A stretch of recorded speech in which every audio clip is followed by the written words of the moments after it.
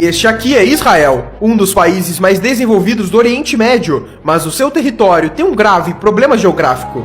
Começando pelas suas fronteiras, o país é totalmente cercado por nações que já o atacaram no passado, sendo o Egito na fronteira sul, a Jordânia no leste e ao norte o Líbano e a Síria. Além disso, existem países declaradamente inimigos de Israel, como o Irã, que mesmo não fazendo fronteira já ameaçou o país diversas vezes, além da Arábia Saudita, Iraque, Argélia, Líbia, Kuwait e o Sudão, que também já foram inimigos do país.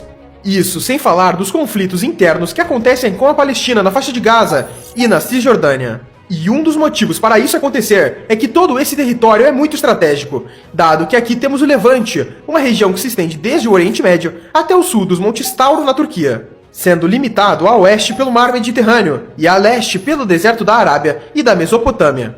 Essa área conecta o norte da África ao Oriente Médio, sendo requisitada por interesses logísticos e militares de diversas potências. E o outro motivo de ser uma área de conflitos é pela questão religiosa, já que Israel concentra alguns dos principais centros históricos para o judaísmo, islamismo e o cristianismo. Para se ter uma noção, nos países ao redor de Israel, em média 94% da população é islâmica, enquanto em Israel 82% é judaica. E para entendermos mais a fundo o problema geográfico de Israel, temos que olhar a sua história. Desde seu surgimento até os dias atuais, Israel sempre viveu conflitos, guerras e instabilidades, justamente pela localização geográfica e por estar em uma região estratégica. Sabendo disso, vamos começar a história de Israel por aqui, em 600 a.C. Jerusalém, atual cidade de Israel, ficava no território de Judá e era cercado pelo Egito e pela Babilônia. Mas foi em 586 a.C. que começa um ciclo de invasões naquela região, onde os babilônios, sob o comando de Nabucodonosor II, invadiram e destruíram o Templo de Salomão.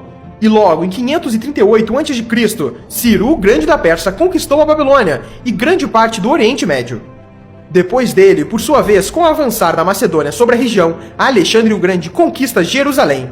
E esse ciclo continua, com a atual região de Israel sendo dominada por Roma e outras diversas potências estrangeiras, com destaque para os reinos europeus durante as Cruzadas, que tiveram motivos principalmente religiosos e demarcaram a disputa entre cristãos e muçulmanos, que ocorre até hoje. Mas foi só em 1948, com a saída dos britânicos, que Israel proclamou sua independência. Mas ao fazer isso, países árabes como Egito, Jordânia, Síria, Líbano e Iraque não poderiam ver um Estado judeu no Oriente Médio e invadiram o país por todas as suas fronteiras, começando assim a Guerra Árabe-Israelense.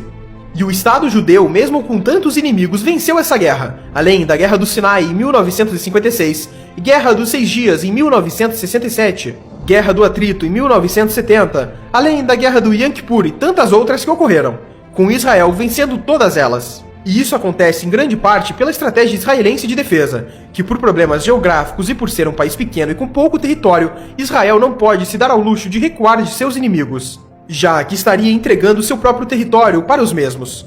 Basicamente, a estratégia se dá da seguinte maneira: a primeira etapa é avançar sobre o território inimigo, no momento que eles menos esperam, e depois, enquanto uma linha avança diretamente em direção ao inimigo de forma rápida, uma ou mais linhas de ataque se dão pelas extremidades de forma a avançar mais rápido ainda, cercando o inimigo e não o deixando penetrar em seu território.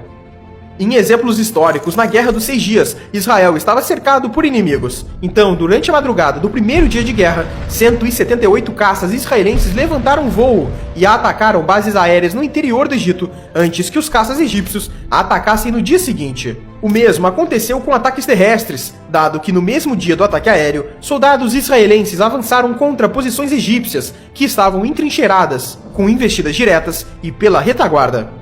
O montante dessas guerras e conflitos mostra a instabilidade na região, e que hoje, mesmo tendo um decreto de paz entre Israel e países árabes, o país tem que sempre investir na sua defesa, tanto que as forças armadas de Israel são a 20ª maior do mundo. E da sua população de 9 milhões de habitantes, 600 mil são militares. Mas voltando ao território atual de Israel, para entendermos os conflitos internos que persistem até hoje, temos que analisar os pontos fortes e fracos da região. Diferente de países como os Estados Unidos, que possuem ótimas barreiras naturais e poucas fronteiras, Israel sofre nesse sentido, pois tem 3 barreiras naturais problemáticas. Sendo o Sinai, que por ser justamente uma área desértica e pouco habitada, ela dificulta o envio de forças militares até o deserto de Negev. A outra região são os desertos ao sudeste que protegem Negev e chegam até o Mar Vermelho. E por fim, o deserto, que começa por volta de 40 quilômetros ao leste do Rio Jordão, que protege das possíveis ameaças vindas da Jordânia.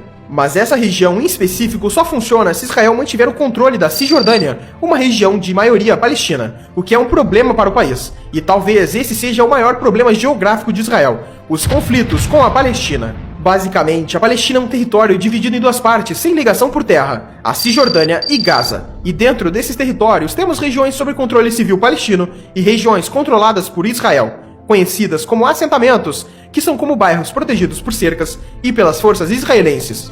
A proteção dessas regiões se dá basicamente porque a construção delas começou durante a Guerra dos 6 Dias contra os árabes, e as forças israelenses se estabeleceram nos territórios, e os conflitos entre israelenses e palestinos se intensificaram ao longo dos anos. Mas em 1993, em Oslo, Noruega, líderes israelenses e palestinos se reuniram e firmaram um acordo de paz, que estabelecia 3 áreas diferentes de ocupação na Cisjordânia. A primeira delas é a Área A, que seria administrada pelas autoridades palestinas. Já a Área B teria a administração palestina, mas controle militar de Israel. E por fim, a Área C, que é totalmente controlada por Israel. Muitos dos acordos firmados em Oslo foram mal sucedidos, mas as áreas permaneceram. E é na Área C que os israelenses têm dezenas e dezenas de assentamentos atualmente.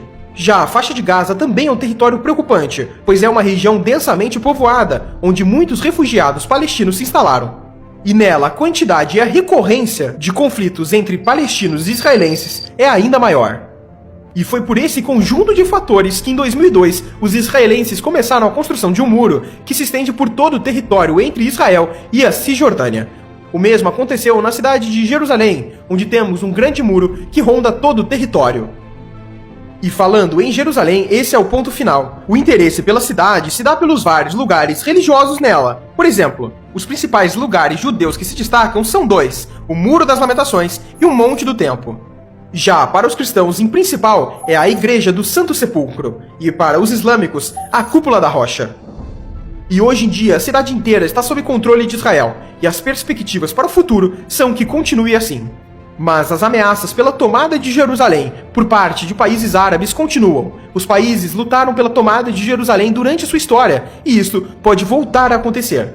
E é incrível como um país tão pequeno e tão limitado territorialmente conseguiu se tornar a potência que é hoje, mesmo com todos os seus percalços geográficos.